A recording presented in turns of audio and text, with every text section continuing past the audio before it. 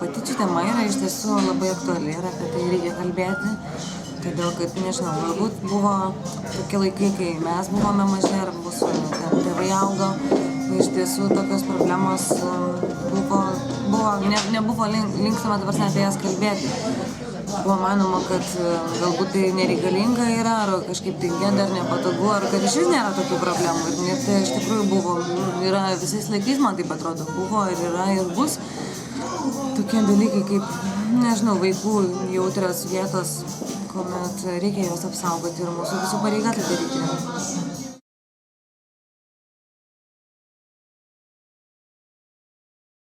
Galbūt yra tekę matyti kažkokius tai vienus ar kitus momentus mokykloje, kuomet vaikai mažiau bendraujantis ar netokie drąsūs buvo kažkaip tai, nepasakyčiau, kad stumti, bet tiesiog taip iš šono palikti ir kiti galbūt tie, kurie buvo judresni ir labiau drąsūs, linkę atvirai bendrauti, jie tiesiog mėgindavo pasinaudoti jais kaip silpnesniais ir be abejo tie vaikai likdavo nuskriausti. Bet mano nuomonė, tai kiek aš bandau prisiminti, iš tikrųjų šitie dalykai nebuvo apie juos labai plačiai kalbama ir mano nuomonė tai yra labai blogai, dėl to, kad, nežinau, nebuvo ar tos kultūros, ar to psichologinių problemų ir nebuvo. Iš tiesų tai yra opi problema, kuri yra ir mūsų visuomenė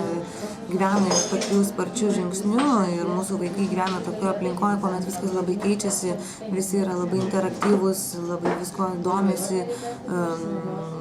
ta prasme, konkuruoja visur ir ta konkurencija, nežinau, tas buvimas šalia labai iš tikrųjų ir sukelia tokius dalykus. Ir sakau, mano nuomonė, kad tai yra labai svarbu ir negalima likti nei tam vaikui, kuris stebi, nei jo tėvams, jeigu jisai apie tai sužino, nereikia sakyti, kad, tu palauk, gal čia viskas bus gerai, ar nežinau, kažkokiu tai ieškoti kitų paguodos žodžių. Manau, kad tai yra tikrai dalykas labai svarbus ir apie tai mūsų tėvų yra pareiga informuoti visus mokytojus, auklėtojus ir žmonės, kurie yra šalia.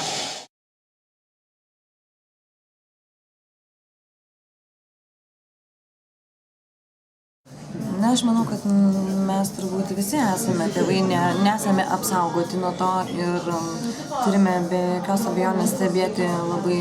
intensyviai savo vaikų aplinką, kurioje jie yra ne tik namuose, bet ir taip pat mokyklose, vaikų darželiuose. Ir mano manymu, kad pirmas žingsnis yra bendrauti kuo daugiau su vaiku ir išsiaiškinti, ar yra tokie dalykai ir jeigu yra, tai kad vaikai tikrai nebūtų užsisklendę savyje ir negalvotų, jog patirti patyčias arba stebėti kaip iš šalies šitą dalyką, kad tai yra nepatogu, gėda ar panašiai. Būtinai reikia apie tai kalbėtis, man taip atrodo informuoti visus ir tiesiog bandyti apsaugoti save ir kitus vaikus.